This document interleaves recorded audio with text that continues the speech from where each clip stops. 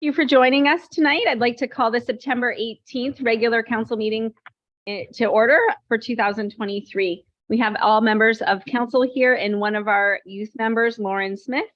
We acknowledge that this land is the traditional territory of the Three Fires Confederacy of the First Nations, comprised of the Ojibwe, the Ottawa, and the Potawatomi peoples, and of the Huron-Wyandot peoples.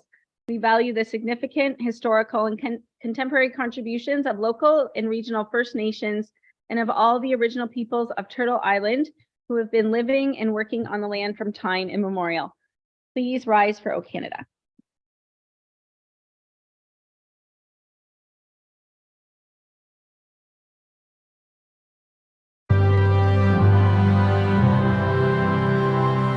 O Canada, our home and native land, true patriot love in all of us command. Car ton bras s'est porté l'épée, il s'est porté la croix. Ton histoire est une épopée des plus brillants exploits. God keep our land glorious and free. Oh Canada, we stand on guard for thee. Oh Canada, we stand on guard for thee.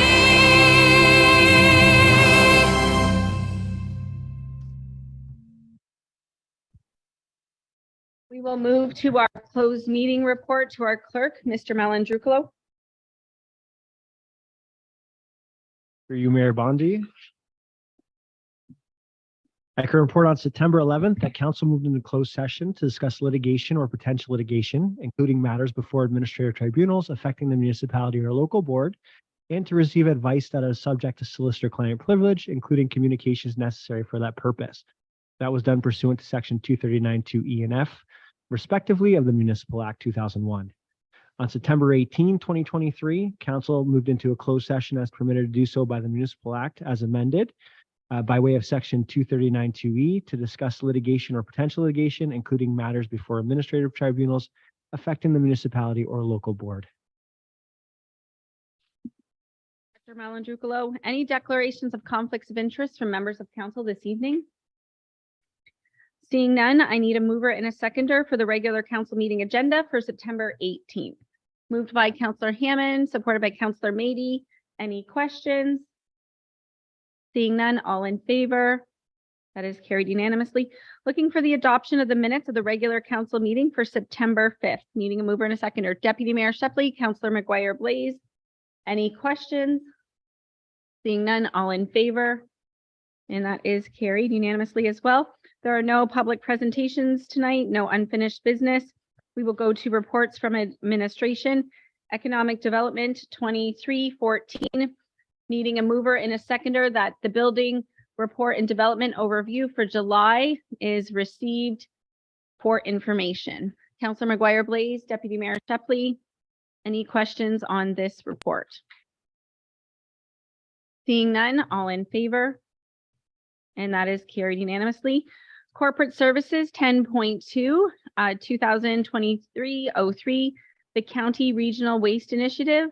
And before we go to a motion, I will pass it over to Director Drusevich, and she will give us a presentation on her report.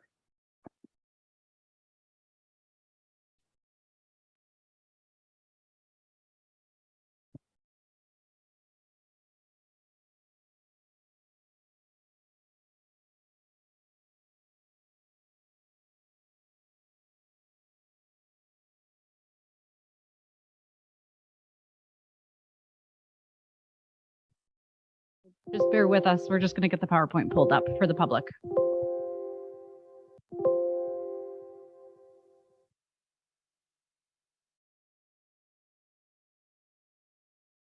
Thank you. Through the chair. So what we have done is prepared a PowerPoint to go along with this report. And it really walks through the entire report, timelines, and everything included. Next slide, please. So there are two options in front of council tonight. The option would be to either support or to oppose bylaw 2023-40, which is a bylaw that has been presented to this council by the Corporation of the County of Essex. And what this bylaw is proposing is that the lower tier transfer all power with respect to the collection of waste to the County of Essex. And so, next slide, please.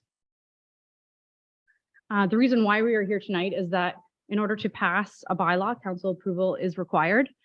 And this bylaw is unique in that because it is going to be a regionalized approach, at least 4 of the 7 local municipalities must also pass resolutions supporting this. And of those 4 municipalities, they must comprise at least 50% of the electors in the County of Essex for this bylaw to, in fact, result in the uploading of waste collection to the county.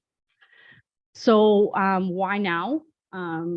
What is the timing and reason for it? So approval is being sought now because if tenders, they're looking for a start date of 2025, essentially. And this council has seen the delays in getting equipment prepared or getting equipment delivered. So the plan would be to issue the tender in the fall of 2023, allowing suppliers and contractors to get the equipment that they need for a contract start date of 2025. Next slide, please. Next slide, please. So what we have done is given an entire timeline of the organics discussion and how it led into the garbage regionalization initiative. We thought that this was important because there is some misinformation going around on exactly what organics means and how did we get to where we are with the garbage discussion. So what we've done is presented an entire timeline and how the town of Essex addressed this timeline as well.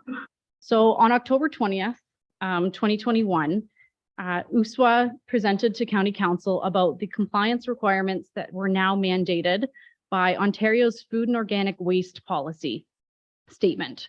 What this policy statement says is that certain municipalities must meet certain diversion targets, being that organic waste be separated from landfills. And so at the time, this requirement did not actually apply to the town of Essex, Kingsville, or Lakeshore, because it was based on population thresholds, and the town of Essex did not meet that. However, what was discussed at that meeting is that there's a strong likelihood that there is going to be an eventual total ban on organics at the landfill. And it would eventually capture these 3 municipalities. So at that point, a consultant that was retained by USWA recommended that all 8 be included in the organics approach due to the eventual ban of organics within the landfill as early as 2023. At the end of the day, we currently don't hold authorization for the collection of organics. It's not within our authority. It is already in the authority of the county through bylaw 2847. Next slide, please. So at the conclusion of that October 20th meeting in 2021, County Council adopted the resolution that County Council consider a regional approach to organics as it relates to participating municipalities and report back to USWA no later than December 31st of 2021. So that was USWA looking for an answer on the regionalized approach for organics collection only. So November 15th, 2021, USWA did just that, and they presented to the town of Essex Council on what that would look like. The report was received at that point by the town of Essex with no further motions made. February 28th of 2022, the city of Windsor agrees in principle to participate in this regional organic program being led by USWA. Next slide, please. So on March 16th of 2022, County Council made the following decision that County Council advised USWA prior to March 31st of 2022 that all Essex County municipalities will participate in the regional solution for the collection and processing of organic waste from urban settlement areas at a minimum as part of the short-term processing contract commencing January 1st, 2025, or immediately upon the expiration of a municipality's existing waste collection contract. So we break that down in future slides to give you exactly what that means for the town of Essex. Next slide, please. So two motions that were brought forward at County Council by, at the time, Town of Essex County members. So these motions were that County Council direct administration to work with USWA to prepare a report on potential cost savings to be realized by transferring the jurisdiction of garbage collection from the locals to the county, and ultimately USWA as the managing authority. And then the second motion being that they direct administration to conduct consultations and seek formal concurrence from each local municipality in accordance with the Municipal Act, and to look at the individual impacts and what that would mean for each municipality. So next slide, please. Addressing those motions, the Town of Essex Council did see a presentation by USWA. This presentation was on May 1st of 2023. And after this presentation, this term of council accepted the report presented by Michelle Bishop, received it for information, and then endorsed the concept of a regional approach to waste management and directed administration to report back at a future date with how this looks, which is why we are here tonight. Next slide, please. So on August 16th, 2023, a report was authored by the county solicitor. It was presented to County Council, and this was really the initiation step to upload the authority for collection and waste and delivery of waste from all of the locals to the county's jurisdiction.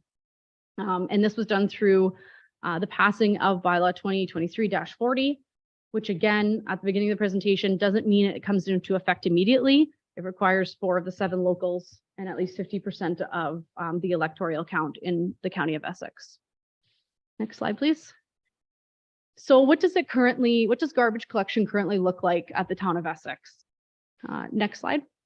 So currently the town is engaged with a local contractor for waste collection. The current contract expires May 1st, 2024, and includes no option for extension within the contract that we are currently signed with. So the RFP, or request for proposal, for this contract closed on January 19th of 22. We received only 1 submission from GFL Environmental, which ultimately became the successful proponent. Council did approve the awarding of this contract in February of 2022. GFL was previously known as Windsor Disposal Services, and they were also the previous contractor for the town for the 2015 contract. The contractor has a well-established relationship with the town, and to note, they have been very flexible with additional services, especially given the significant weather events that we've had. We have had to call on them to assist with extra pickups. To note, the contract was significantly higher than the previous term. The 2015 total annual estimated cost of the contract was in and around $655,000.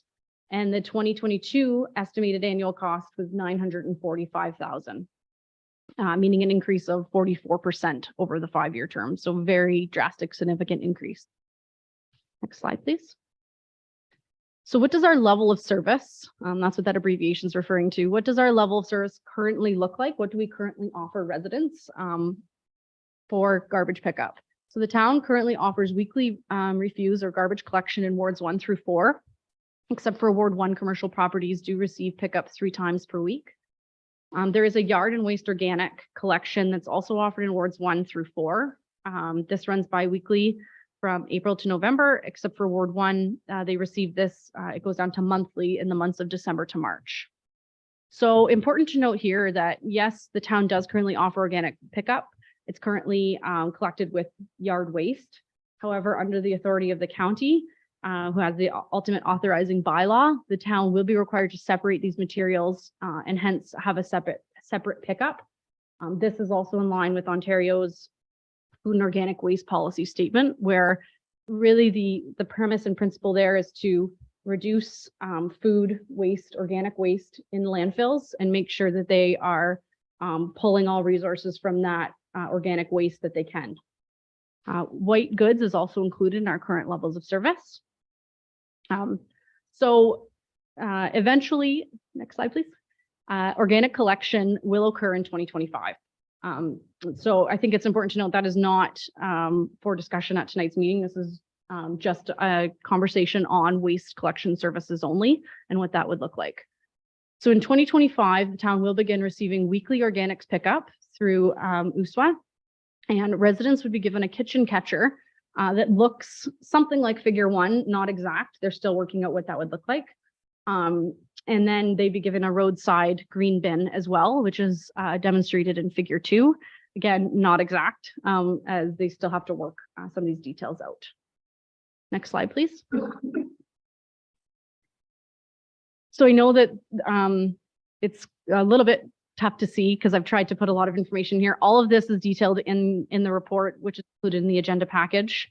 I will review it.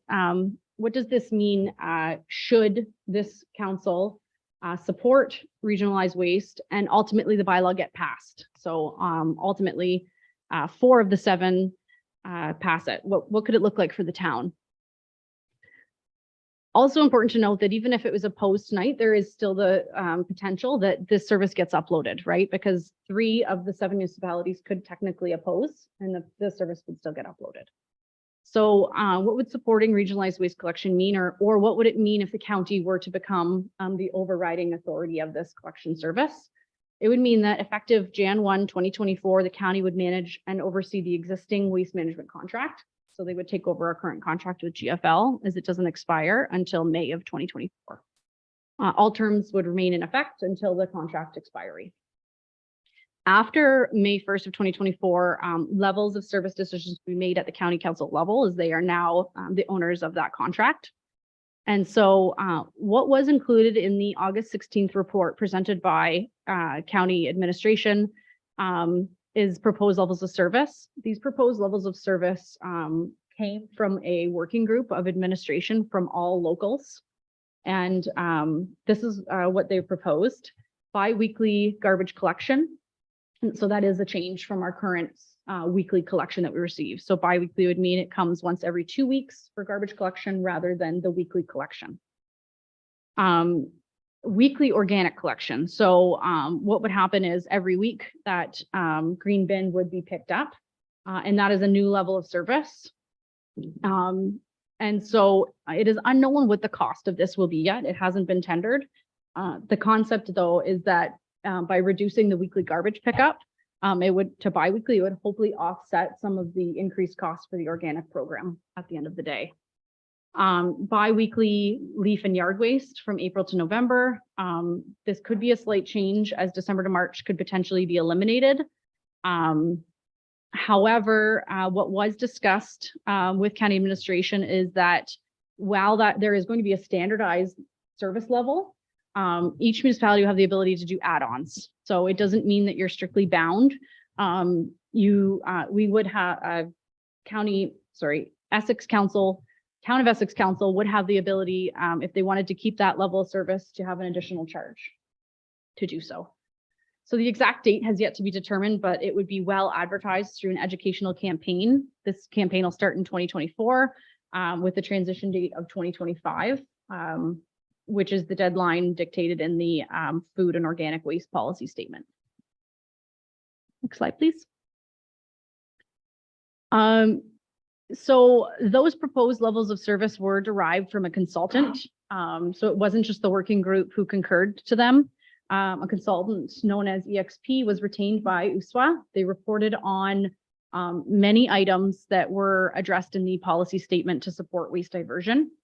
The recommendations included the bi-weekly pickup, also known as every other week pickup, as well as the implementation of the organics program to not only urban areas, but to rural areas as well. The reason the consultant recommended this was so that there's equitable service delivery across the entire county to prepare for the eventual organic ban within the landfills and to achieve the diversion targets that the provincial and federal governments have ultimately released within that policy statement. Next slide, please.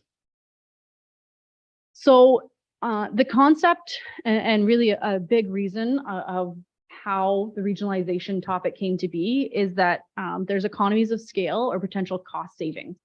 And to give you a little background of this, there is validity in it based on what we've seen recent tenders be returned at. So in 2015, the town posted its RFP for collection services, as well as in 2022. In 2015, only 2 bids were received, and in 2022, only 1 bid was received.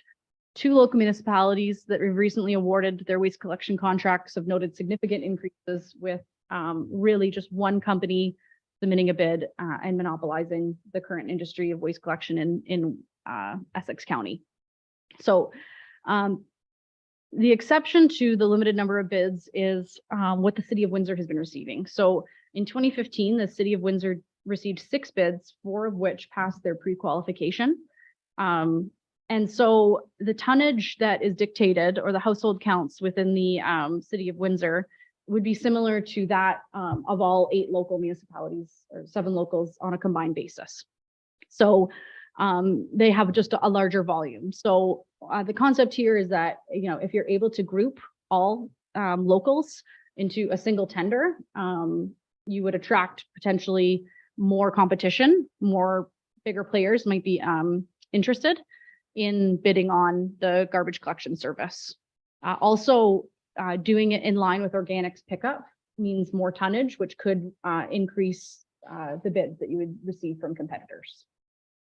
The other component, while not as large as the theory of economies of scale, is that with a larger geographic area being served, contractors can come in and create route efficiency, right? So a good example would be the boundaries right now on County Road 50. So you may have a garbage truck that would do the entire route of County Road 50 and not have to bypass certain areas to just stay within the jurisdiction of the town of Essex and do their collection on one day. So there would be efficiencies created through the ability to look at the routes as well. Next slide, please. So another reason why the town of Essex is unique in this is that we are the host municipality of the landfill. So we receive tipping revenues based on tonnage that is put at the landfill. So, should the uploading occur to the county, it would mean a reduction in waste through the initiatives that are proposed within the county's levels of service, which include the diversion of the organics. So separating organics from the landfill to this processing facility. Also reducing the garbage pickup to biweekly. So it would ultimately result in a decrease in the amount of tonnage the landfill is receiving. So it would extend the life of the landfill, meaning that our current stream of alternative revenue is extended. But at the same token, which is important to note, is annually our tipping fees could decrease, right? If you're seeing less tonnage deposited at the landfill, we will note less revenue received from the tipping fees. And the tipping fees do contribute, they're their main source of income for our asset management plan right now. Next slide, please. So what would opposing, or what would it look like should the uploading not occur? So it would mean that the town would continue with the current service provider until our contract expires. At that point, we would look to enter into another contract. So always in preparation of a contract expiring, what we would do is work to draft an RFP or request for proposal. Within this, the town is at a point we would, if the service was not uploaded, we would have to include what does it look like to offer biweekly garbage pickup. Again, this is to ensure that there's affordability, right? We know that the organics is going to be a weekly pickup. So to have weekly garbage pickup, there's going to be a cost increase that we need to make sure residents can afford. In 2025, so even if opposing weekly organics does start, and that is through the county and USWA. The life cycle of the landfill would remain at approximately the year 2040. The town would realize tipping revenue until the retirement of the landfill. However, the notion is that if the county meets the diversion targets that have been laid out, there would be a decrease in tonnage received at the landfill, so it could be extended. Next slide, please. So now the financial impact section. And so organics, we separated this out into different components to make sure that council was well informed.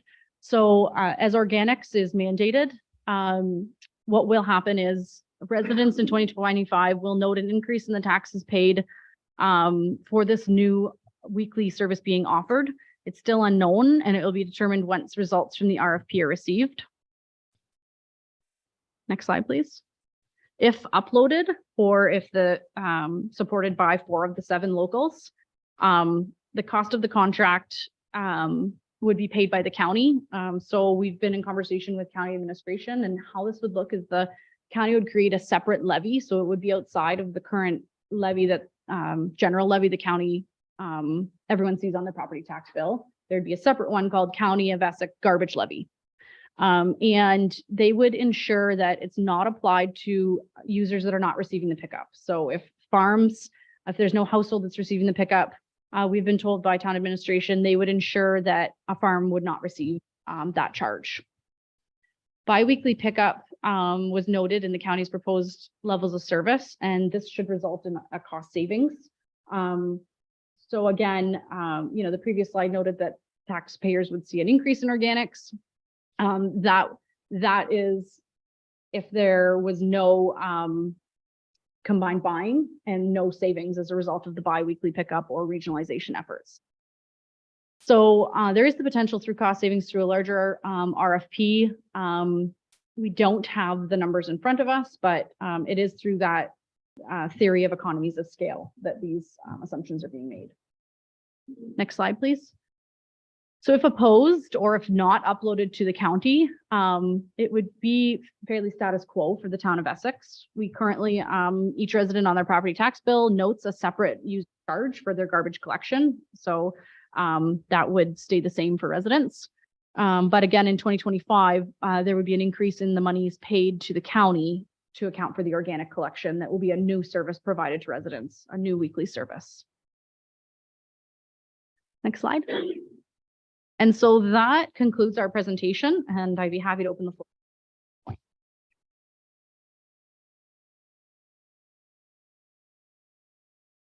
Drusevich. For that, I'm not sure if that is working now. I have Councillor Verbeek and then Councillor McGuire-Blaze. So we'll go to Councillor Verbeek.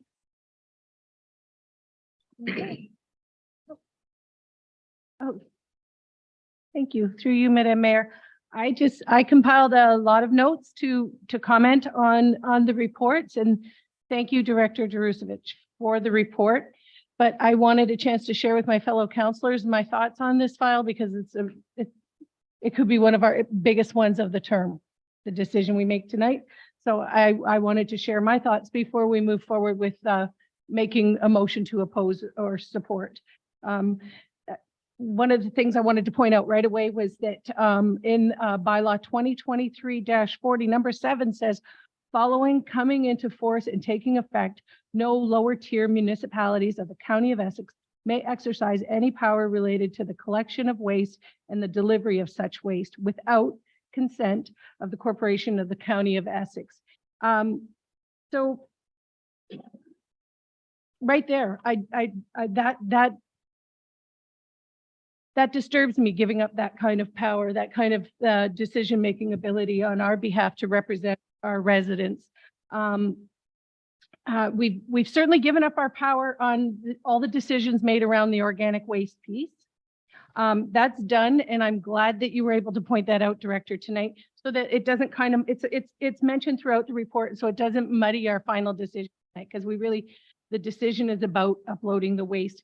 And so I hope that we do have a lot of further discussions on the organics. And truthfully, I do hope that the organics, we realize in a few short years that by taking it out of our waste, we are going to reduce our tonnage to the landfill, and we are going to expand the life expectancy of the landfill. Definitely, but that's not part of tonight's discussion.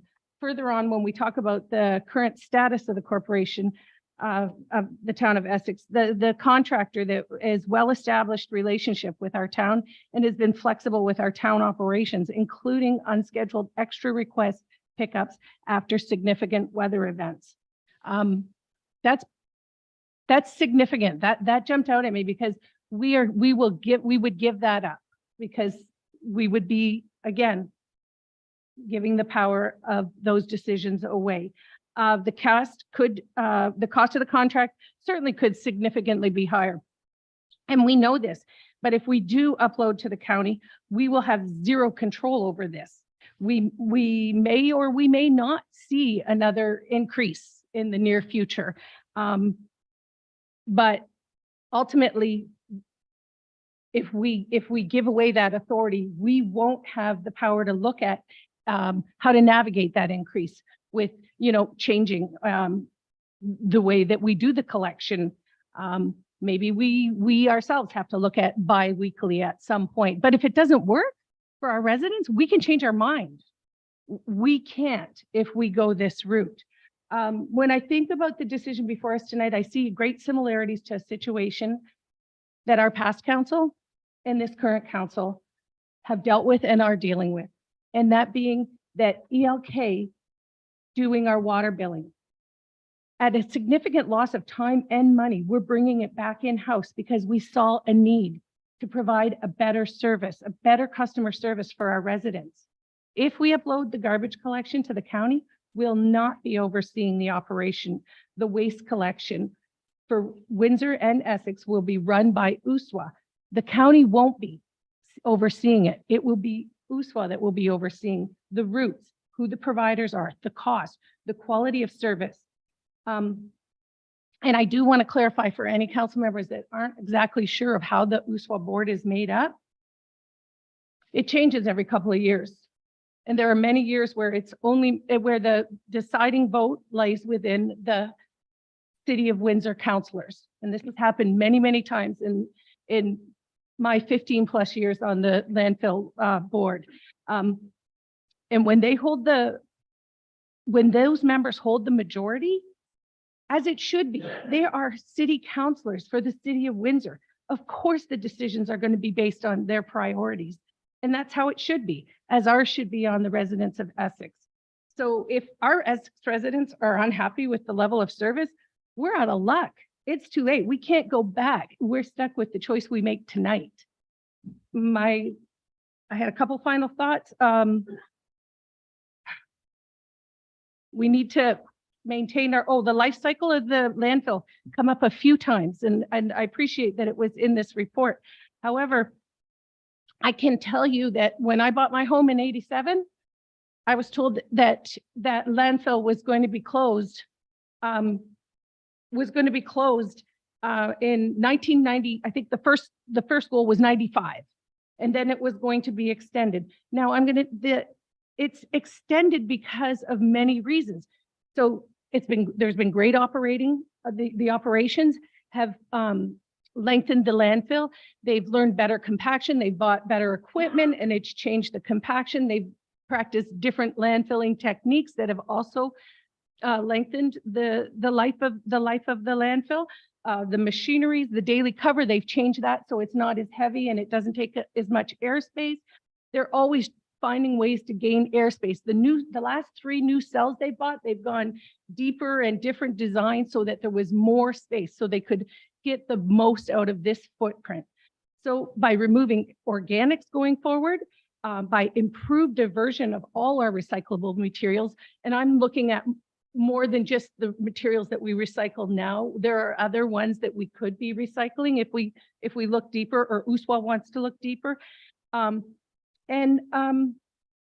all of us to be more mindful of what we put into the landfill, we have the ability to extend the life again past 2040. 2040 doesn't have to be the final deadline, but you know what? If it is, USWA owns all kinds of property around the landfill that they could apply for. They would have to just apply to expand the footprint.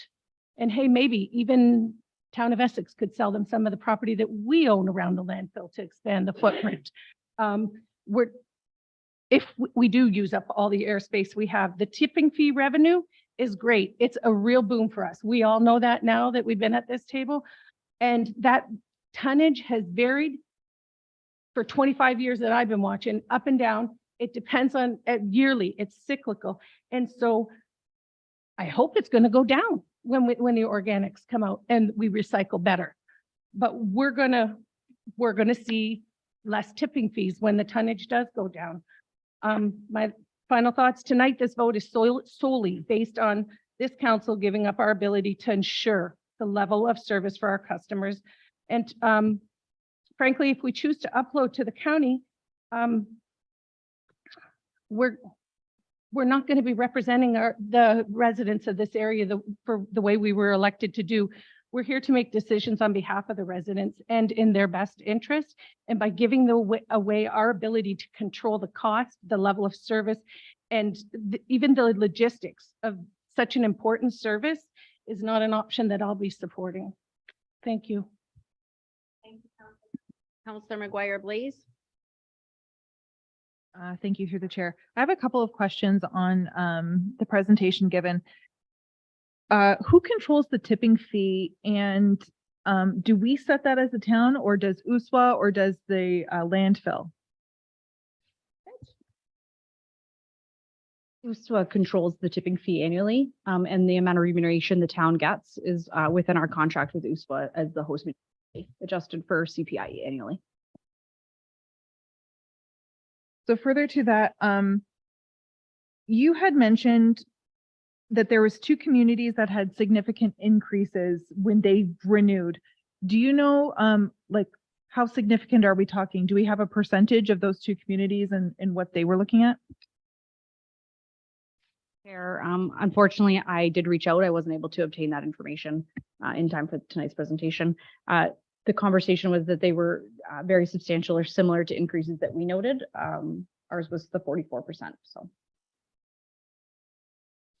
thank you through the chair. And then you had said that we need either 4 municipalities or 50%. Both. to clarify, yeah, it's both 4 out of the 7 municipalities that comprise 50. So both criteria, 50% of the electors. Okay, just wanted to make sure, because only 3, they can have 3 and that equals 50%. So it's 4 communities plus 50%. Do we know if any other municipality voted no on this situation? The chair, as of tonight, the town of Kingsville has opposed. The town of Tecumseh has supported, as has the town of Leamington. The following the remaining municipalities will present in the following week. Thank you very much. Okay. And then my last thing is, if we vote no, if we oppose this bylaw, and it goes through, is there a way that we could be penalized for saying no? Will every municipality be billed the same? Will the tipping fee or the fees that are given, are we guaranteed that they will be the same? Or can USWA say, well, Essex, you're going to pay 20%, Kingsville or Tecumseh, you're going to pay 15%. Will they be able to do that and change the rates? Through the chair, ethically, I don't believe that would be a possibility for them to start. We would potentially have legal involved at that point, right? They can't discriminate based on location for their tipping fees, nor do I believe that they. I believe that the tipping fee is standard across the country. So just a last statement. I am opposed to this, just so everyone is clear. I'm opposed to this bill or bylaw. The things that USWA is saying with clear garbage bags and bi-weekly, if we want to save money, we can go bi-weekly ourselves, I believe. We're already going to be picking up organics weekly. That's not going to change. So that's already going to happen. If we decide that if it comes back and the rates increase another 30%, we can say, okay, well, it's 30% more, or we go bi-weekly like we were going to do before. So I don't think that any of this sounds in favor to our municipality and to our residents, but that's my opinion. Thank you, through the mayor. Yeah, a couple questions for admin.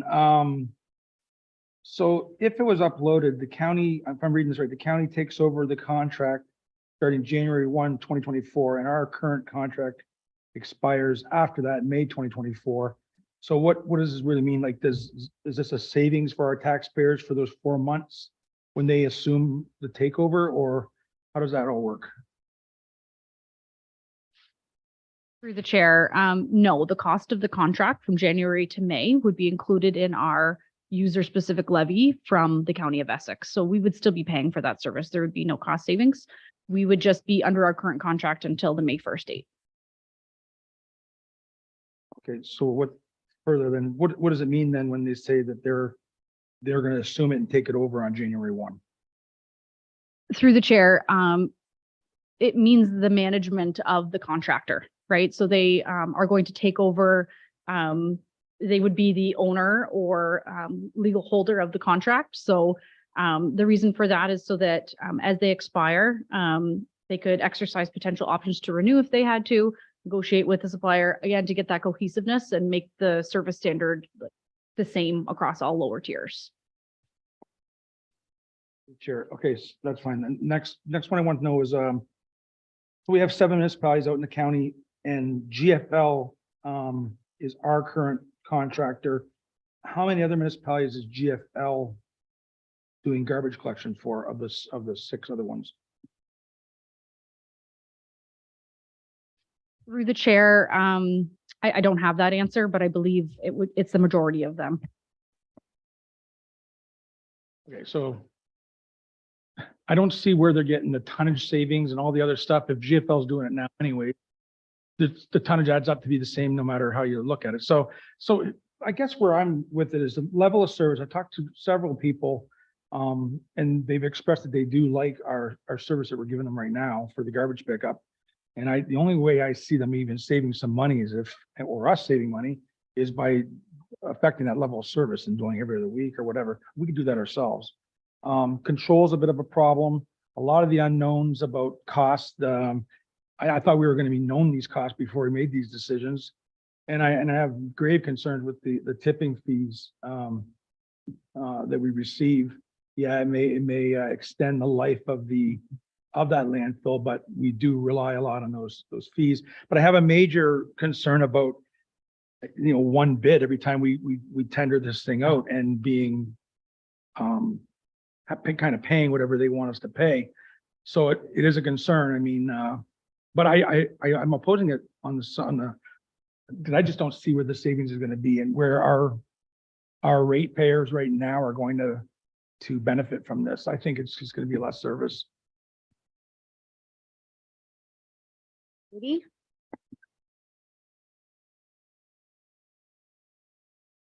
Through you, Chair. In there, it says there's an understanding that the municipalities would be able to separate between urban and rural. If you weren't already getting collection, you wouldn't have to. Is that in writing anywhere, though? The report said that there's an understanding with the administration of the county and our administration that, and then the example was given for farmland. Through the chair, no, we don't have that in writing. We have, I may have that in writing from CAO Suite and myself received correspondence from the county with that proposed model. So we have it in an email form. Again, contracts haven't been written quick. They're waiting on the 2023-40 bylaw to get uploaded. But what the conversation and email correspondence has said is that it would be billed on the user system that is current, right? So if there's a household on it that's receiving garbage pickup, they would be billed as such. And if there wasn't, they would not.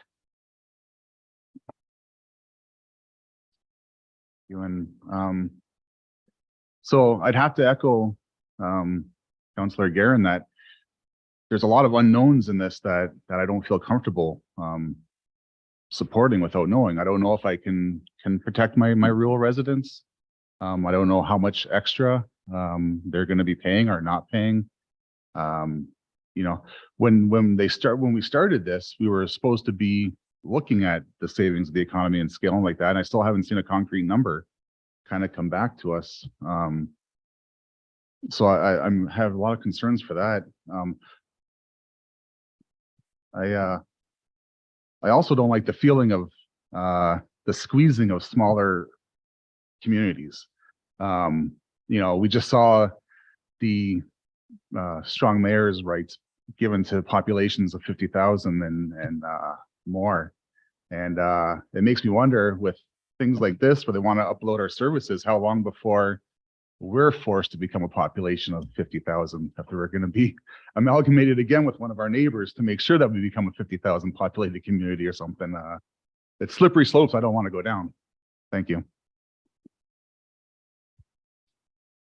And I'm going to pass the gavel to the deputy mayor. There. I just, with the storms that we've had and storms they predict going forward, our level of service is going to drop. And the community doesn't need that. I don't think that I think if we go to 2 weeks, that'd be great. Try and save some costs there, but I don't think that this is the right direction for the town of Essex.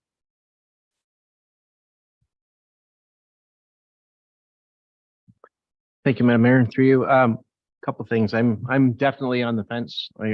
When I'm at the USWA board, I'm in favor for it. When I'm at the county level, I see the benefits of it. When I'm sitting here and I hear the compelling arguments Councilor Ravik made, very, very good statements tonight. I'm really perplexed at what the best answer is here. I want to look after our residents. I know if we don't make the same decisions that are going to be made, they're decisions we're going to have to make, and we're going to wear that. And I mean, that's okay. That's what we're here for. The part of I got to go through my notes here. One of the things that I thought about while you guys were talking, there's the 2 trucks down the road. We're going to have co-compaction or co-collection, possibly, if we upload it. We're on that every other week when they're doing the garbage, they can collect our garbage and our organics at the same time. Instead of we'll have our truck running down the road and the county's gonna have their truck running down the road. And that's extra trucks on the road, extra costs. We should experience, I mean, it's logic to believe that we will experience some savings with a co-collection. I mean, they don't have the numbers before us to show us that. I really wish they did. I wish we had more answers, but it's logical to believe that we should receive a savings based on that alone. Let's see, what else is there? I have some issues myself with the commercial side of it. I know that we're told that a la carte are options that we can select, but I don't know how that's going to work out for us payment wise. I don't know what that's going to cost us. And I know one of the other things that we're looking at is this large jump in price in our last bid. But when you consider the fuel prices in 2015 to when we renegotiated that contract or put out the RFP later on, that would have been a huge portion of why that would have jumped up so much. And of course, being the only bidder certainly played into that as well. There'll be less confusion. Right now, there's a lot of confusion when they're out picking up recyclables, who's doing it, why and how, and who do they call? They're calling us, and we don't look after that. The garbage is going to be the same thing. If we're doing the garbage and they're doing organics, we're going to field calls. They're going to field calls. It's going to be very confusing. The end of the day, though, I mean, I just don't know where I'm going to vote on this at this point in time. I'm really confused as to what the best answer is. I don't know how to best serve our residents in this situation. I think one way or the other, it's going to be a reduction of service that we're going to have to implement, or the county's going to have to implement. It's just, how do we control those costs? And I don't see that we will see any savings by keeping it in-house. I think it's going to cost us more. We will have more say over what goes on, maybe, but maybe not at the same point in time, because we may have to choose less to look after our residents. Thank you. Mr. Hammond, and then I will speak, and then I'll seek a motion from council, and we can all speak to that motion. Through you, Mayor. I also, feel, Deputy Mayor's, pain when it coming to a decision here. I appreciate the fact that it could be a substantial cost savings in a regional pickup. It might change our pickup days regarding on density and our rural routes and stuff like that, but I see a potential cost savings there. I see a potential cost savings with administrations not having to deal with it anymore. But I'm not seeing any numbers, even though previous council asked for them directly on June 1st, 2022 for prepare a report on potential cost savings to be realized by transferring jurisdiction of garbage collections from local municipalities to the county, ultimately USWA, and that was carried. And then they asked to examine the individual potential impacts of recovering fees for all waste and organic collection. And that was carried, but we're not getting any numbers. And it says this and disposal from a user fee pay system to a tax levy billing system. But we're not seeing any numbers on that, and they're being asked for numbers, and we get an 11th hour answer to some of these things, and they're basically saying, yes, no, there's not gonna be a difference, and that's not good enough for me. I really think we need more information regarding this particular issue when it's pertaining to us as municipality and how it's gonna affect our taxpayers.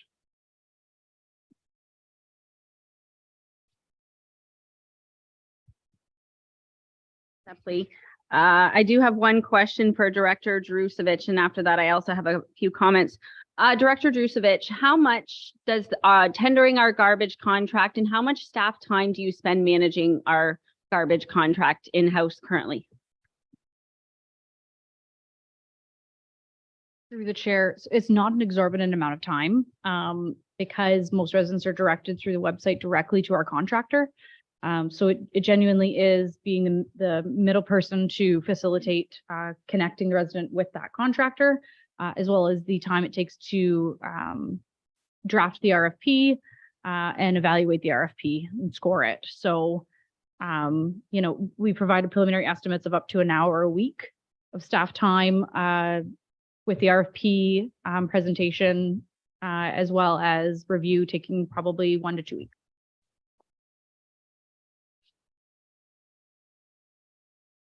So I think that I do have a lot of comments, and I'm sorry because I was jotting things down as people were talking. I think that what we're doing is uploading to a contractor. We're not uploading to county government. If we were uploading to county government, that's kind of a different story because the government is there. We're uploading to USWA, which in a couple of years will be getting out of the recycling business altogether because it's moving to the producers. So really at the end of the day, we are paying USWA admin staff to do our organics and our garbage. So I believe we're actually going to be paying more in admin fees than we currently do right now. So I think that we also need to be careful of the Windsor-centric USWA board.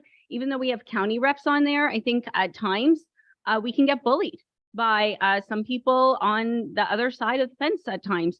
I witnessed it this last week.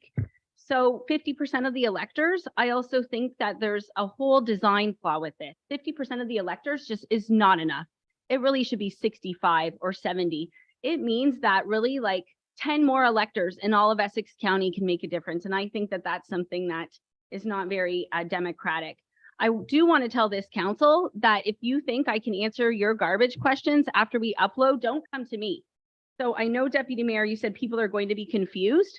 I believe if we upload this, you haven't seen confusion. We will have more confusion because right now people know that they can contact us. We contact our contractor and things get worked out. If we go to the county, it's not, or we go to USWA, it's not going to be the same level of service. That I guarantee you, and don't call me for the complaints.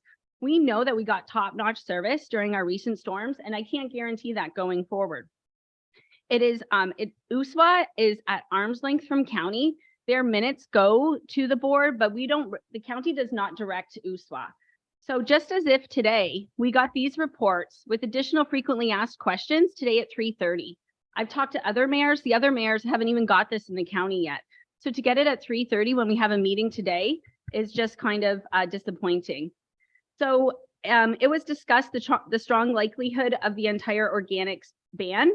USWA needs to look at things like banning greenhouse organics. I know we're not talking organics, but we're talking waste diversion.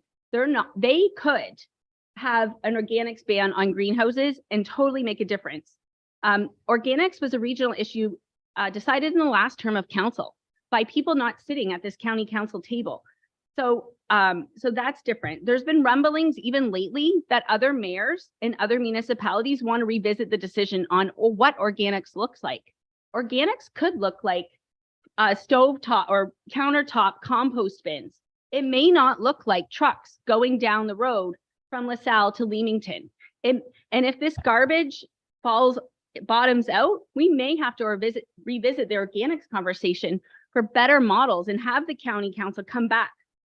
We also, not once in this bylaw, in bylaw 2273, not once in this bylaw do we have anything in writing.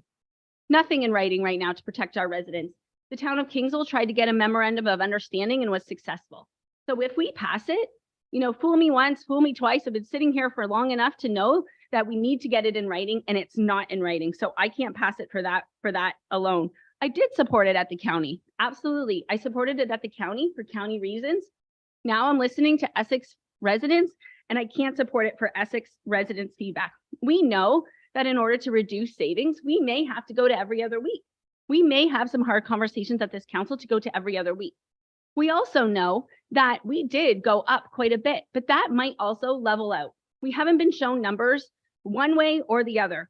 What we do know is that town of Essex residents are quite happy with their level of service with GFL or whoever it was. We do know that very few times in our times as municipal councilors, we get to vote for local. This is one time we get to vote for local. If we open it up, we could have trucks, and companies coming down from Toronto. So very few opportunities to do this. We know that Essex is really unique. We have farmland.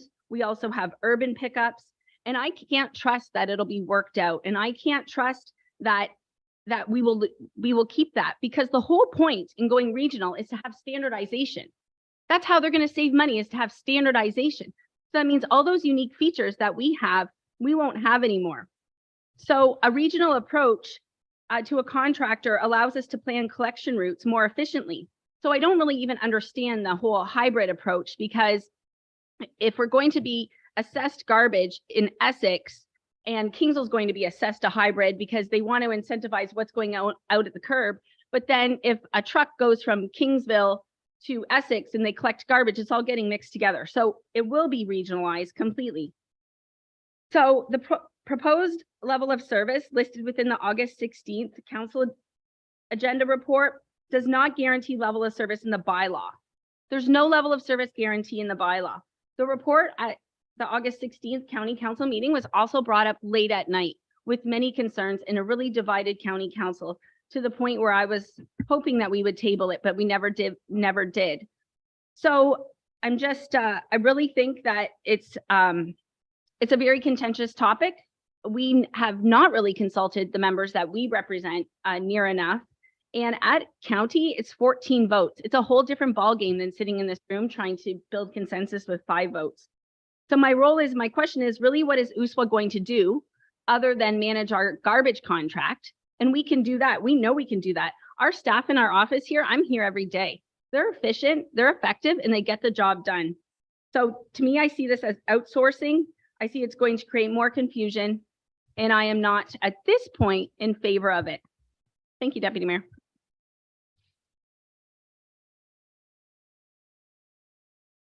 For a motion from members of council, you have the two suggestions there, that corporate services report be received. We're going to receive it no matter what. And option A is that council support bylaw number 202340 as attached, being a bylaw proposed by the Corporation of the County of Essex to transfer all power of the lower tier municipalities of the County of Essex with respect to waste collection and delivery of such waste, and that bylaw 2273 being a bylaw to approve the County of Essex be read a first, second, third time, finally adopted September 18th, Or option B, that council oppose bylaw 2023 as attached, being a bylaw proposed by the corporation of the county of Essex to transfer all lower tier municipalities. Option A, Councillor Maguire Blaze. Thank you through the chair. So I'm gonna say, that corporation service report, that we accept the, report, and that council oppose bylaw 2023-40. Councillor Garen. And did you have I'll speak once to this motion if we so choose. Oh, okay, Councillor Verbeek and then Councillor. Yep, through you, Madam Chair, I just want to be really clear. I know I spoke lengthy, but I appreciated what Councillor Hammond pointed out, that, you know, the real inability to get answers and they, at this point, the County of Essex and USWA really want us to buy into this uploading, and we can't get the answers. So I just don't see that improving after we're just a little, you know, entity. And I appreciate what you said, Councillor Allard, about the more major storms. Really, is our little community going to be a priority when these events hit again? Or are we going to be like some that we've seen in the city where the garbage is out for months after a flood? And Councillor Mady, I really appreciate the amalgamation. I'm not a fan of invoking the boogeyman. I really am not. I don't like when that happens, but it's been a fear for me. And I actually had a previous Reeve serves on county council just speak to me about how the fear is of eventually trying to make one very large municipality, or, you know, one large community. And I think the amalgamation from years back we're still working it out. So no, I can't see any benefit. I can see great risks. We've identified them, all of us tonight, but I'm really not seeing any benefit to our community and the residents of Essex. So. Mady. Sure. During Deputy Mayor Shepley's comments there, he had mentioned about my environmentalist ears picked up that you said that there was a possibility that one truck could pick up both organics and, is that, like, was that ever proposed? I haven't seen that anywhere in any writing or anything. That was proposed to us, that was discussed at USA. I thought it was presented to us here, but that was the idea, that it's not necessarily going to be the case, but it was the proposal, and they would have, that was the urgent, one of the reasons to get this passed quicker, so we could get the trucks on order that we would need in order to serve that.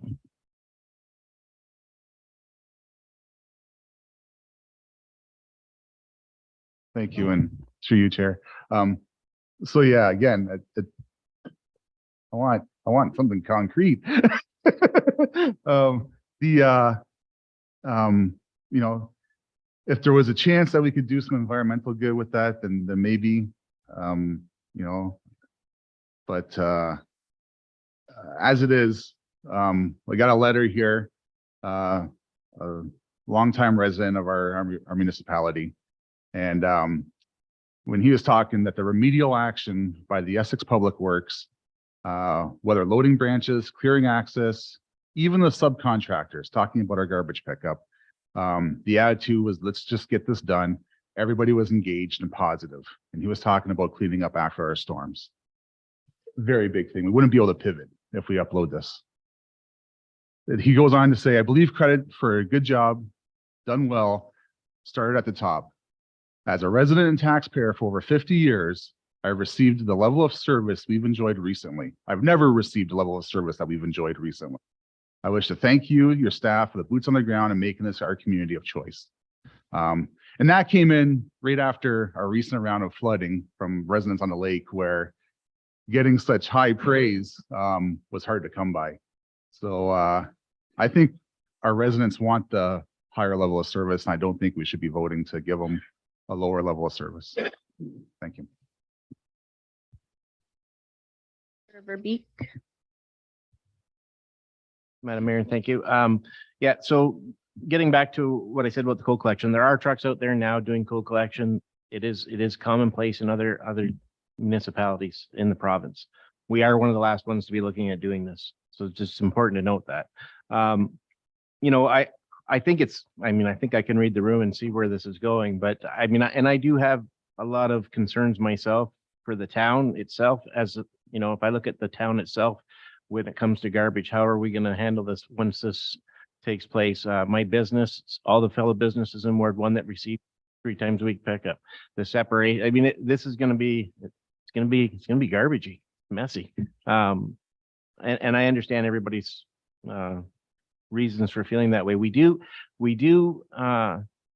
get really good service, but at a cost. And that the tree branches that came down, I think the cost was around $150,000 we paid. We will have a la carte options at the county or at if we upload it to the county.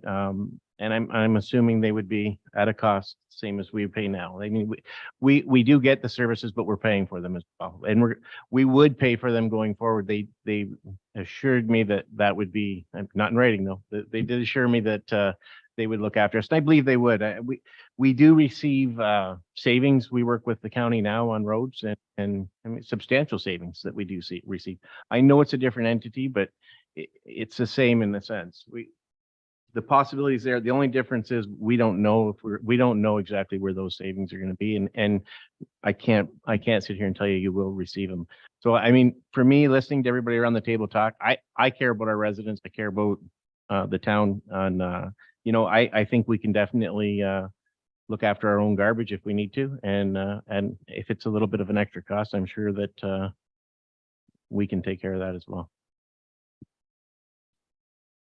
Verbeek, you had your hand up, but you had a second turn. Is it something? Okay. Wanted to ask for a recorded vote. We have Director Jusevich and then Councillor Guerin. So just one item that I think would be worthy of this council being aware of, because it was a decision that was made by a past council. So Councillor Verbeek made the comment about potentially expanding the site or offering lands within the town of Essex for the organics processing. So the previous council sent a letter opposing this. And the letter was opposing being a candidate for the potential acceptance of organic at the current site. Therefore, that is why the short-term processing facility in Leamington was selected. So if that is something this term of council wishes to explore, you may wish to bring it up at a future committee of the whole or council meeting.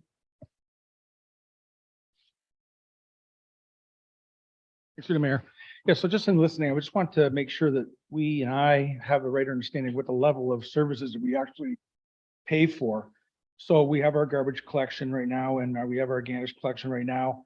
But when we have these storms and we call on additional pickups in that, is that all included in our contract or do we pay extra for that? The chair, no, it is additional levies. And so we are required to pay that. You know, if this were to upload to the county, they would have to make sure that within the contract, they had disaster recovery services available as well. They wouldn't just leave municipalities without that service. Yeah, further through you. Yeah, that's what I thought. So I just want to make sure we're all on the same idea of what the level of service is. So, and then if we were to upload, then what you're saying is, and our area was affected, and let's just say only our area was affected, what say would we really have if the county took it over as to whether or not we could ask for those additional pickups and that additional service? So those are some of the unknowns that I'm really bothered with right now.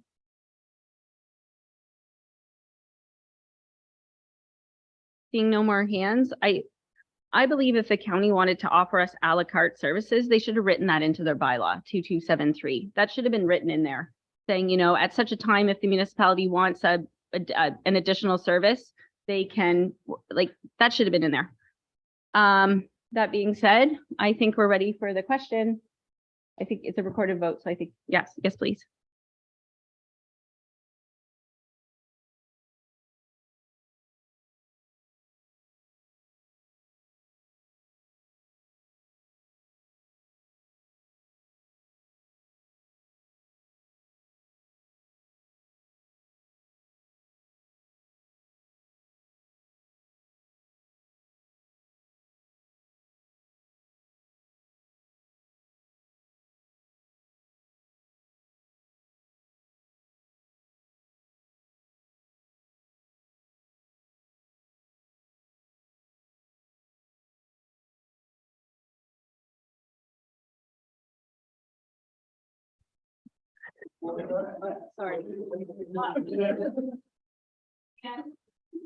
So Counselor Verbeek has requested a recorded vote. I'll just repeat what the vote is for. That Corporate Services Report 2023-03 entitled County Regional Waste Initiative prepared by Kate Grusevich, Director, Corporate Services, dated September 18th, 2023, be received, and that Council opposed bylaw 2023-40 as attached, being a bylaw proposed by the Corporation of the County of Essex to transfer all power of the Lower Till municipalities of the County of Essex with respect to the collection of waste and the delivery of such waste in the County of Essex pursuant to the provisions of Section 189 and 190 of the Municipal Act 2001 as amended. So Counselor Verbeek, how do you vote? I support the motion to oppose. Counselor Verbeek supports the motion. Counselor Allard, how do you vote? Allard supports the motion. Counselor McGuire Blaze, how do you vote? I support. McGuire Blaze supports the motion. Counselor Meady, how do you vote? Support. Meady supports the motion. Counselor Guerin, how do you vote? Support. Guerin supports the motion. Counselor Hammond, how do you vote? Support. Hammond supports the motion. Mayor Bondi, how do you vote? Support. He supports the motion. Deputy Mayor Shepley, how do you vote? Deputy Mayor Shepley supports the motion. The motion is passed unanimously. Planning 2023-20 results of the Colchester Secondary Plan Parking Study, and we will go to Director Chadwick for this one.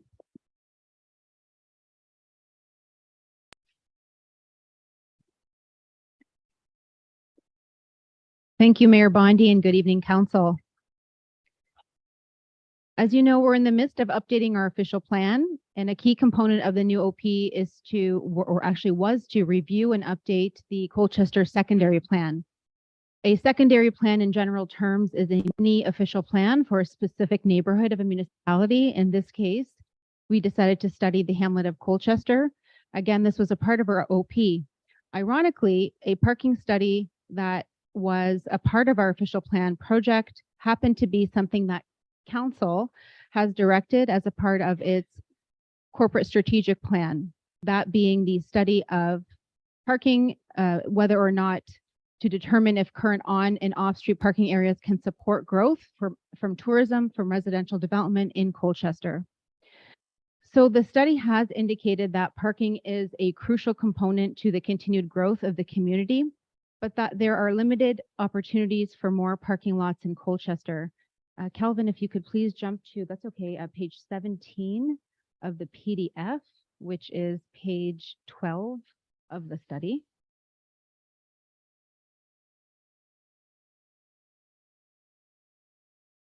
Thank you. So the study identified 4 priorities and recommendations to ensure existing and future parking demand in Colchester is managed appropriately. The first priority that was identified is to make parking more efficient. Some of the actions that we could undertake include optimizing operations at the Colchester Schoolhouse lot through improved signage and a coordinated traffic management service operated by staff to direct vehicles towards the lot. Scrolling down just a little bit to recommendation 2. Yep, just at the bottom of the page. To make parking more efficient, we can also utilize the public right-of-way on Bagot and Sullivan Street. So if we actually scroll to, oh, you're already there, thank you. So there is an image, figure 8, that identifies essentially using the public right-of-way or parts of Bagot and Sullivan Street to provide additional parking spaces on town-owned lands, as delineated on this page. The study recommends implementing angled parking spaces with relevant signage. Scrolling down to the next recommendation. It's also been identified that we could consider paid parking lots at lots A through D to encourage people to walk or bike to the beach and harbor. If we scroll all the way up actually to page 12 of the PDF, And there's a map on page 12. Yeah, right there. So lots A through D, again, it's been identified that these lots could be paid parking lots, while other lots that are further away would not be a cost for paid parking. So scrolling back to page 18 of the PDF. Yep. And then lastly, to make parking more efficient, it's been identified that we could review existing accessible parking spaces at Lot C and Lot LL near the beach and harbor to ensure they comply with accessible parking regulations and potentially move closer to the curb ramp. Next page, please. The second priority that the study identified is to improve active transportation to encourage less focus on driving. And some of those actions that we could undertake include improving the pedestrian and cycling crossings at County Road 50. And that's, of course, in partnership with the County of Essex to provide a more direct crossing for pedestrians. It's also been identified that we could add and promote active transportation facilities such as bike parking, bike repair stations at more visible locations or more accessible locations, even down at the harbor. Scrolling down just a little bit. Yep. Continuing to improve connections to Harrow, Kingsville, and Amherstburg through CWATS. That, of course, is currently underway with the expansion of the CWATS Trail along County Road 50. And then lastly, again, under this priority to improve active transportation, we should also be seeking partnership opportunities for cycling tourism. Some ideas to do this could include a bike share system with bike hubs at places like John R. Park Homestead, wineries, public beaches, and the harbor. So bike share system may be known, I think, more in general terms as the Bird, I think is what it's called, or the electric scooters or electric bikes that could be dropped to different locations across the municipality. So that's something that's been identified as an action for us to explore. The third priority under 4.3, is for us to focus on developing a communication plan, especially for busier weekends, to inform the public of alternative parking options. And then finally, the last priority that the study identified is to explore the feasibility for a shuttle service from nearby towns with stops in Colchester to alleviate some of the pressure on the existing parking inventory. Again, a feasibility study is what was identified, and that would help assess viability, ridership, potential routes, costs, and challenges as well. So in conclusion, the internal staff that you see here across all departments, including some of our divisions such as communications and economic development, have all been informed of these recommendations. Staff are currently reviewing them for consideration during budget 2024 preparations and for future years. So our recommendation at this time, Madam Mayor and Council, is to receive the report and to allow administration to review the specific recommendations for consideration into this budget, as well as for future budget for your deliberation and ultimately decision-making. So this again is a study similar to what the agritourism development strategy or business retention and expansion strategy identified certain action items. We would then, over the course of the next year to 2 years to maybe 3 years, identify what those costs could be, or in some cases, do these operationally with only minimal costs. Thank you.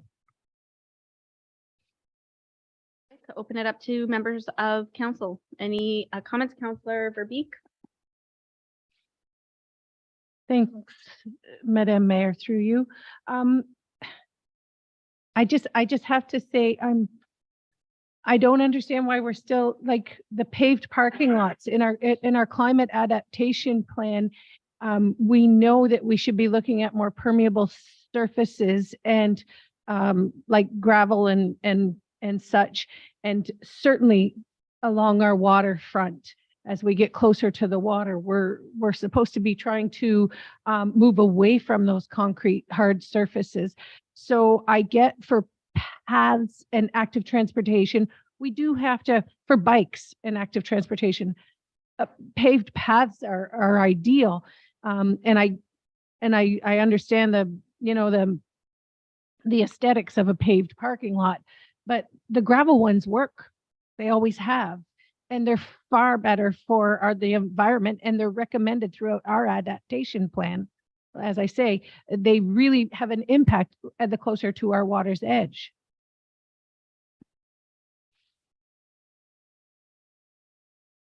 The one comment that I would provide to Councillor Verbeek just for consideration is that we do understand that, and that is in the climate adaptation plan. But we're also trying to balance the accessibility portion of that, where gravel is not an accessible surface for residents that want to come out and have those accessibility needs. So if they have walkers or wheelchairs, the hard surfaces are certainly the AODA standard that we'd be looking for with those surfaces. And thank you, Director, because that's great, but we don't have to, like, you know, we can look outside the box. Can we look at you know, whatever our meeting the needs of our accessibility and people with mobility issues by putting a certain number of paved spots and gravel for the rest, taking into consideration our environment and the storms and drainage and how the hard surfaces negatively impact the ability of the water to drain.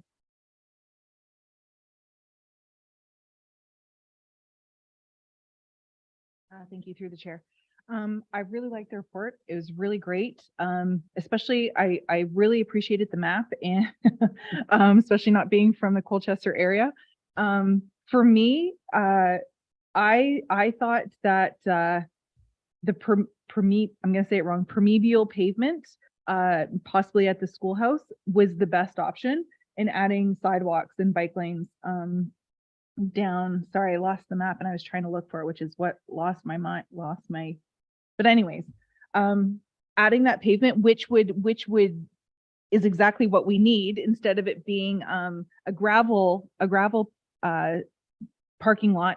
It's kind of like pavers, and the grass can grow in between. And so you still have concrete and you still have grass, and water can go down into underneath.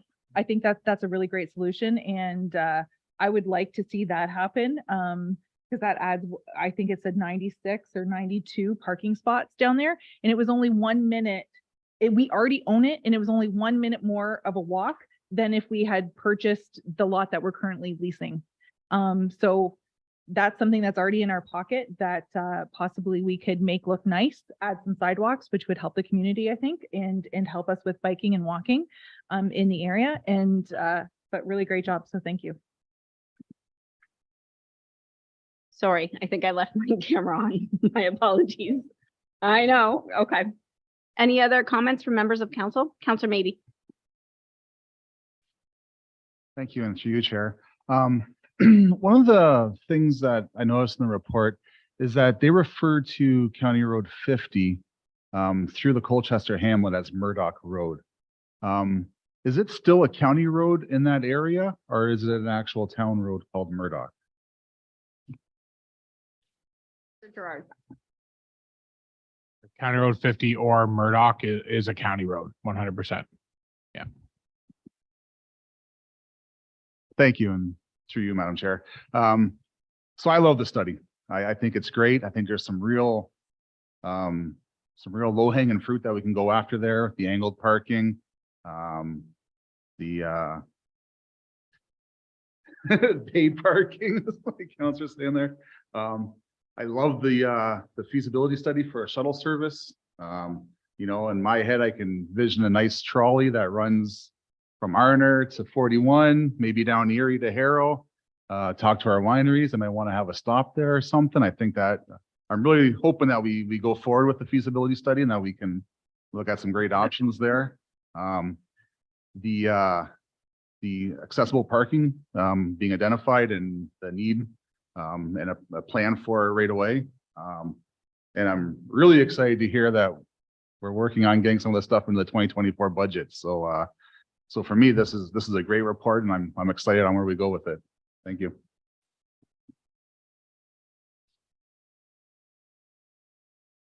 Kind of one little thing. Has there been any talk of paving or doing something with parking lot C? Because it's got a lot of ruts, and mostly where children and that kind of play.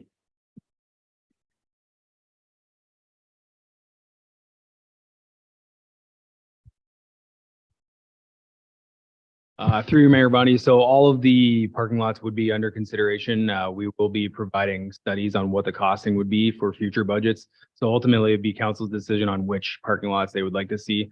But part of this study would be the consideration of paid parking in certain areas, which those revenues could be used to offset for potential paid parking or other initiatives that council would want to see. So those things will be coming up in 2024 budget deliberations for council's considerations.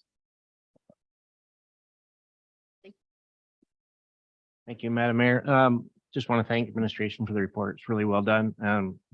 If you haven't been out there and experienced the parking problem in the summer, it's there, and I'm glad to see that we're addressing it. And I'll move the motion when it's appropriate, Madam Mayor. Looking for a seconder?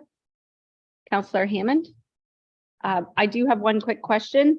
Do we get a report from our commissioners on how many parking issues there are down there? Director Morissette, do you know? Mayor Bundy, so we don't currently get necessarily a report specific to that, but we do receive all the tickets that they have. So those are passed on to the clerk's office, and then we do track those. If it is something that council wants, we can certainly look at getting a report for that. Thank you. Any further comments to the motion to receive the report? Seeing none, all in favor? That is carried unanimously. Economic Development, Essex Tourism Events Fund applications. Looking for a mover and a seconder for the development report entitled Essex Tourism Events Fund application be received and that council approve the distribution of $1,000 of funding to the Essex Center BIA Tourism Events Fund. Looking for a mover and a seconder. Councillor McGuire Blaze, supported by Councillor Verbeek. Any questions? Seeing none, all in favor? And that is carried unanimously. Community Services Special Events Notice, Daisy & Co. 5K Steps for a Cure, October 7th. Recommended actions, that Community Services report entitled Special Event Notice, Daisy Co. 5 Steps for a Cure be received and that council approve closing the listed streets in the report. Looking for a mover and a seconder on that. Councillor Allard, Councillor Meady, any questions? Seeing none, all in favor? That's a cute little business that's going to open in downtown Harrow.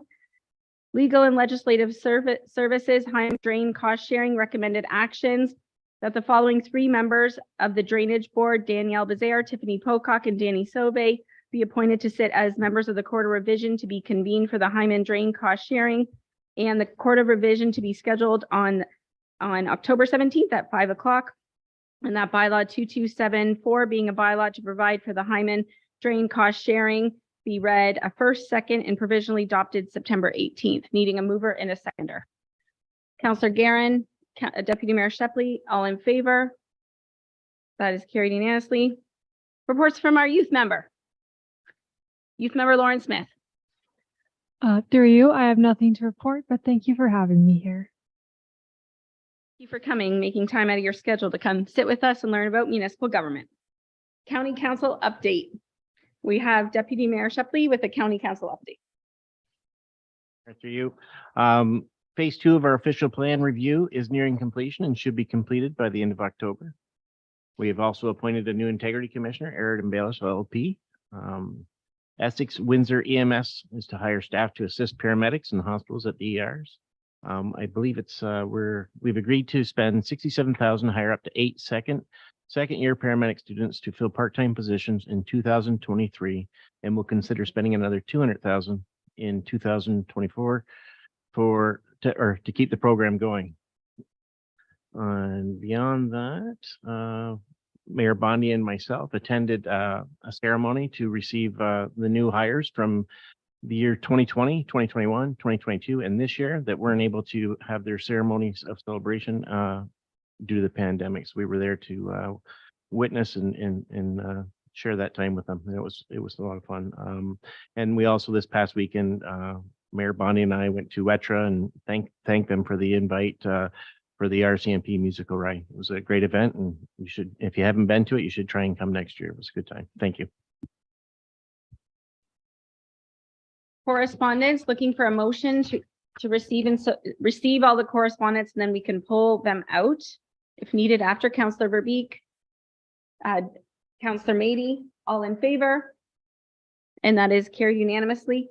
Any member of council wish to pull out any correspondence and speak to it? Counselor Mady. You, Madam Mayor. I'd like to pull out 13.1.4 from the Essex Region Conservation Authority, DRE, the Kingsville Leamington Nutrient Project.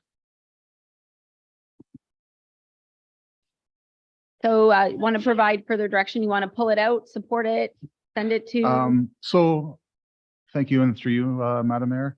The study was done on greenhouses downstream and the degradation of the water quality.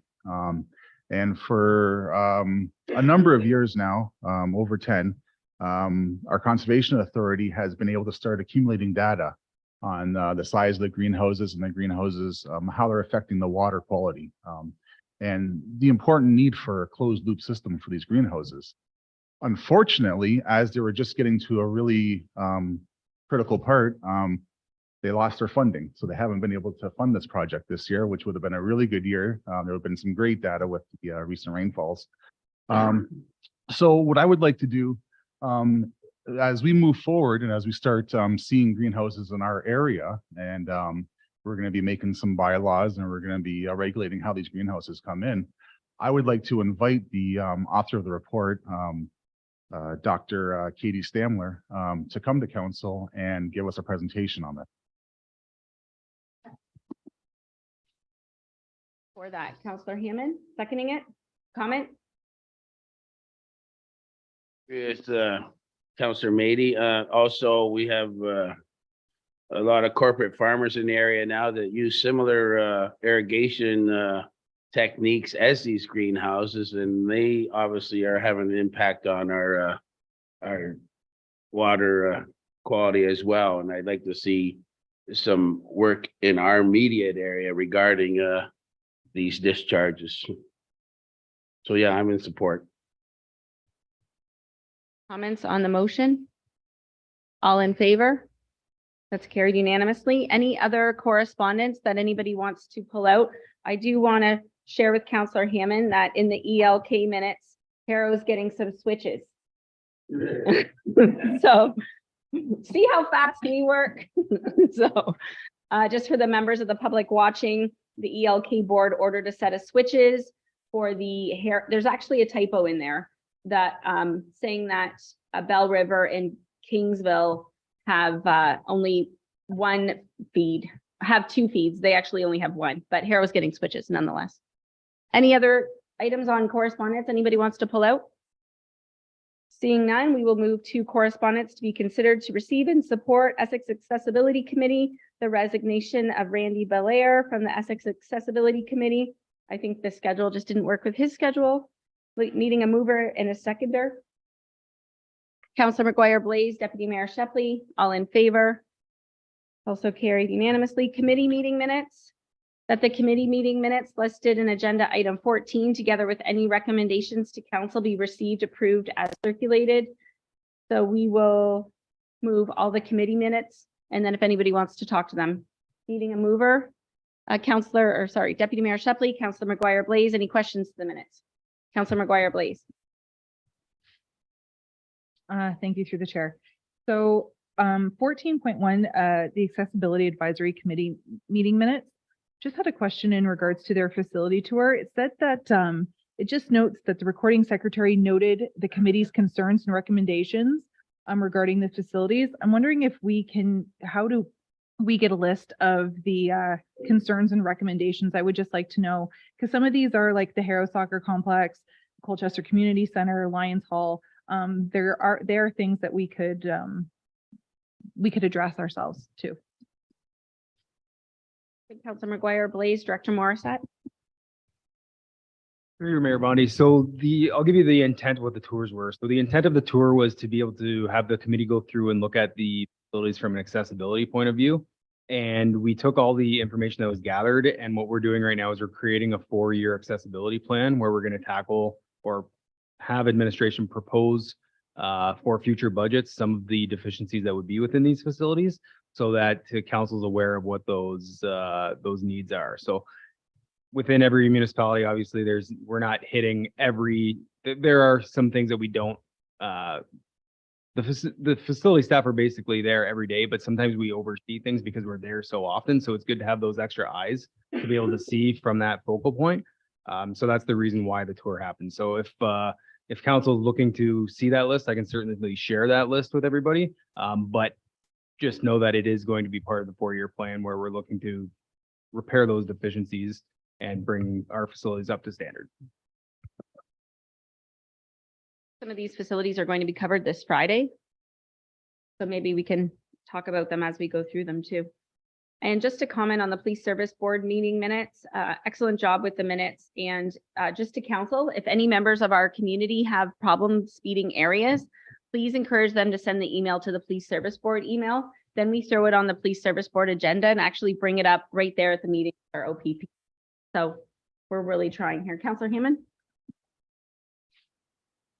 The Police Service Board, 6.3 bicycle timelines. I see they've completed their bicycle training.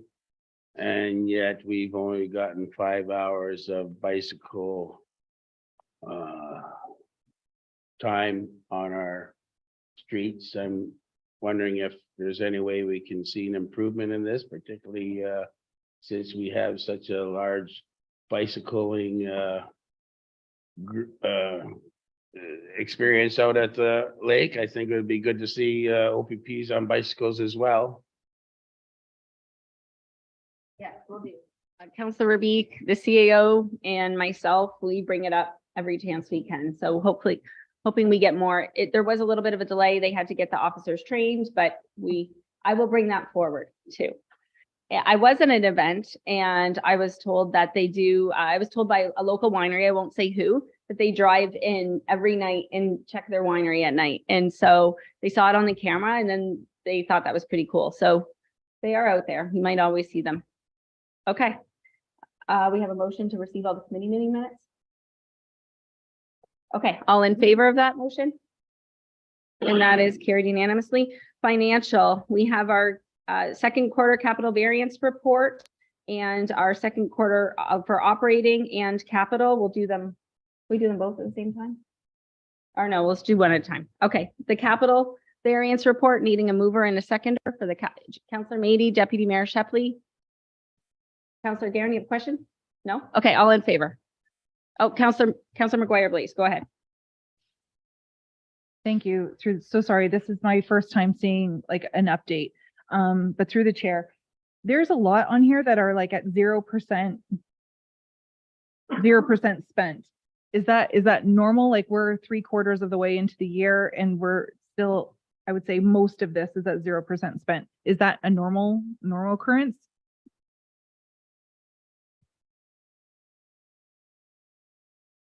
Chair. So yes, so the report presented tonight as at June 30th. So typically the larger scale construction projects occur throughout the summer and we see a lot of invoices come in the fall months, September. So it is typical. And then we see most of our invoices from contractors collect in the fall. So you'd see a lot more percentage increase for the September year to date.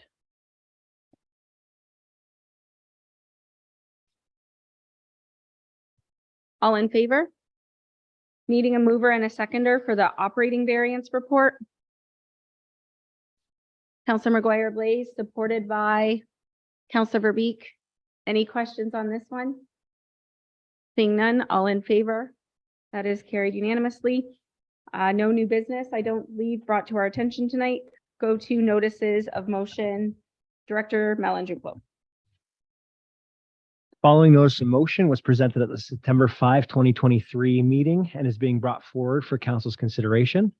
Moved by Deputy Mayor Shepley that council direct administration to seek pricing and present at the 2024 budget deliberations to have an urban forestry plan within the town of Essex urban centers. This plan is to evaluate existing inventory of town-owned trees, to provide maintenance recommendations on existing trees, including those that might be unsafe, and to provide strategic recommendations on locations where additional trees can be placed throughout the municipality. much. That is moved by the deputy mayor. We need a seconder for discussion. Counselor Verbeek, deputy mayor, you want to speak to your motion? It speaks for itself. Pretty much it's all in there. If there's any questions, I'll try and answer them or I'll ask Director Morissette to help me out. Okay, any questions to this motion? Counselor Meady. You, Madam Mayor, I love it. I like, the only problem that I have with it is the urban forestry plan. There's quite a bit of trees in rural areas that are on town land that need to be looked at too. Is there any appetite to expand this to be in Essex-wide forestry plan?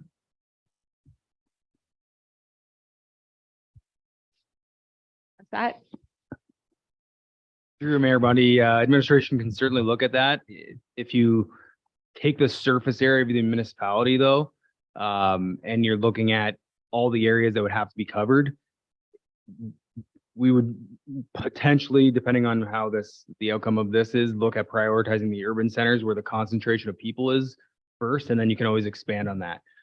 So if you were to look at doing this project, you'd have to look at it as a 2-phase, potentially 3-phase if you're looking to expand into the rural areas, because you have to get the inventory of the trees that you have before you can do the actual canopy and urban forestry plan. So that would potentially be the direction that administration would have to go based on council's recommendation, is to do phase 1 would be collecting the inventory of the urban centers, and then phase 2 would be expanding on that. So if it did want to be expanded, the cost estimate would probably be quite a large amount more because of the surface area that would be along all the roadsides and what's involved in that.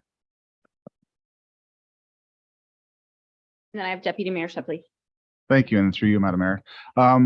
Yeah, I can understand that the cost might go up exponentially for saying, maybe canvassing the 3rd concession or 4th concession or something like that. But just outside of, say, Colchester Center, you have a lot of beach roads that don't really fit into an urban or a rural type category. So would those fit in underneath the phase 1 plan? Through Mayor Bundy, we'd certainly have to map out where we're looking for, but one thing that we would really have to consider is with the beach roads, a lot of those beach roads are private roads. So we'd have to determine which ones are private, which ones are public, because we wouldn't be necessarily looking to go do private property assessments. The location where private properties would come into play is if it's adjacent to a property line, and we're trying to determine if it is a public tree or a private tree. So we would really have to be cautious of which roads we're going down in the beaches for that specific purpose. Wondering if we could maybe look at obviously we can't go into the private beaches. I understand that. I wonder if we could maybe expand it just slightly to our built up areas, at least where we're not running down the 3rd concession and all these county roads that I don't think the need is there as much as it would be in our built up areas. Maybe, like the Colchester area, Colchester North, even in the village, McGregor, and some of our, McGregor would be an urban center, but some of our other areas, I'm just wondering if we could expand it maybe just slightly, or is that something we could do at a later date possibly, or? I think administration can bring us potentially back different options during budget and say, this is like the urban area, this is the urban, maybe with the Colchester area. I think the intent of the motion, maybe, I think when you first talked about Deputy Mayor Shepley, I think is out of all of the storms, there were so many storms, and back in the olden days or older, the town used to plant trees in town right of ways. And during the last storm, for example, we didn't really, if a town tree fell, it could potentially do some damage. So getting an assessment of those trees, I think, is an imminent need to our infrastructure in storms going forward. Councillor Hammond? Further to your suggestion, Mayor Bondi, yeah, perhaps we could prioritize our inventory as we're doing this, because like you said, town of Harrow is inundated with trees over 100 years old now that were at one time planted by the town. And these trees are obviously creating a problem when we have these violent storms that roll through. That's causing a lot of problems, particularly with our electricity, not to mention water flow and stuff like that. So I'd like to see if maybe we can't, if we're gonna open it up, let's prioritize our inventory. Thank you through the chair. We currently have an arborist as a staff member. Doesn't the arborist already do this? Isn't this already being done? Mayor Bonnie, they are certainly doing some of our parkland spaces, but they do not have the capacity to be doing the entire municipality or all the urban centers. There's just too much along with their current workload. So what's basically happening right now is when there's a little bit of a lull in what they are doing on a regular basis, then they'll go and do that as kind of a time filler. There's not enough time for them to do the right of ways, but they are certainly focusing on our parkland spaces.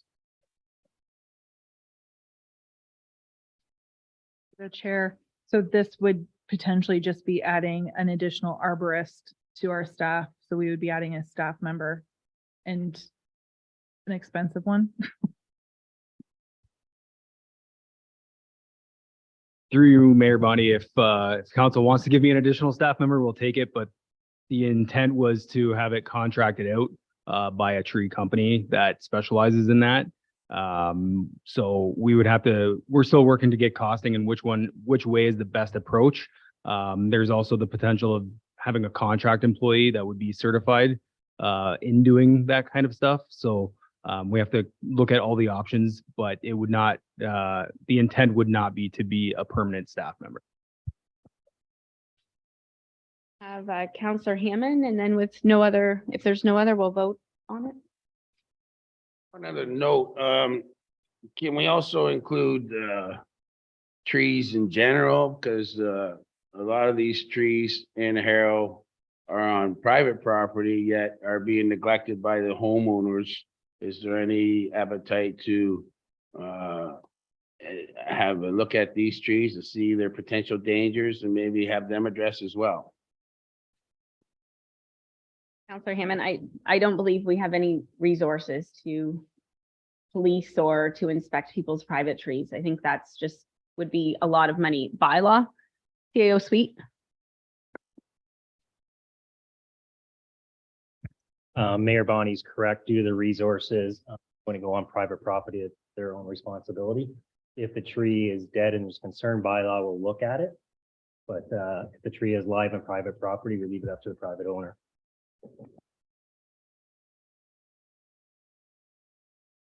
I mean, in close, just with all the storms we're having and probably going to continue to have, I think this is an important motion to have put forward. So thanks. I hope everybody supports it.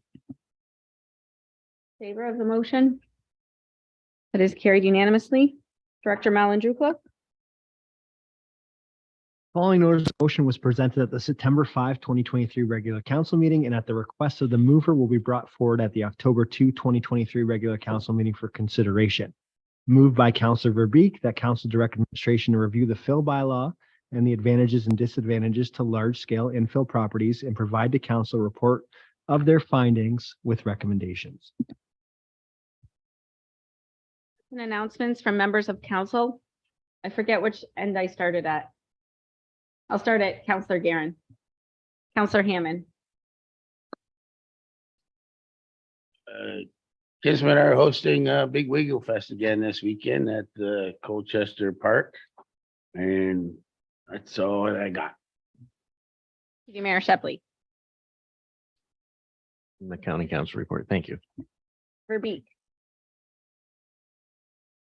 I was going to plug the CPR coming up, but it's filled, so great to hear. Sir Allard. McGuire Blaze. Sir Mady. Thank you, Madam Chair. Tomorrow night, the deputy mayor and the mayor are coming out to Colchester. Your ward reps are going to be there. Looking forward to a whole bunch of people coming out. Also, yeah, if you don't have tickets to your Wiggle Fest, you better get them there. They're flying off the shelves. Thanks. Look forward to tomorrow night. Just letting the community know, my friend and I are doing a kids Halloween costume swap. So if you have Halloween costumes or for kids and teens hanging around your home, drop them off at one of the locations. I'll post it on my social media and get ads in the local paper. And save the date, the Essex Youth Center from 10 till 2 is when you can come and grab a costume that is new to you for your kids. Okay, bylaw 2269. Bylaws requiring a third and final reading, being a bylaw to confirm the proceedings of the September 5th regular council meeting of the Corporation of the Town of Essex. That bylaw 2269, being a bylaw to confirm the proceedings, be read a third and finally passed on September 18th, needing a mover and a seconder. Deputy Mayor Shepley, Councillor Verbeek, any questions? Seeing none, all in favor. Bylaw 2270, being a bylaw to repeal bylaw 1908 Shoreline Assistance Loan Program. That bylaw 2270, being a bylaw to repeal bylaw 1908 for the Corporation of the Town of Essex, be read a third time and finally passed on September 18th, needing a mover and a seconder. Councillor McGuire Blaze, Deputy Mayor Shepley, all in favor. And that is carried. Bylaw 2268, being a bylaw to appoint an acting fire chief in the Corporation of the Town of Essex, needing a mover and a seconder. That bylaw 2268, being a bylaw to appoint an acting fire chief in the Corporation of the Town of Essex, be read a first, second, third time and finally passed on September 18th. Deputy Mayor Shepley, Councillor McGuire Blaze, all in favor. That is carried unanimously. Bylaws require a first and second reading. Bylaw 2272, being a bylaw to provide for the 14th concession west drain replacement bridge for the Urca Greenway. Needing a mover and a seconder. The bylaw 2272, being a bylaw to provide for the 14th concession west drain be read a first and second time and provisionally adopted on today. Deputy Mayor Shepley, Councillor Mady, all in favor? That is carried unanimously. Bylaw 2271, being a bylaw to confirm the proceedings of the September 18th regular council meeting, needing a mover and a seconder. Councillor Hammond, Councillor Guerin, any questions on that? All in favor? We have our facility tour of the southern end this Friday, and then a committee meeting of the whole, which is always really interesting, on Monday from 4:30 to 6:30. Have a good night.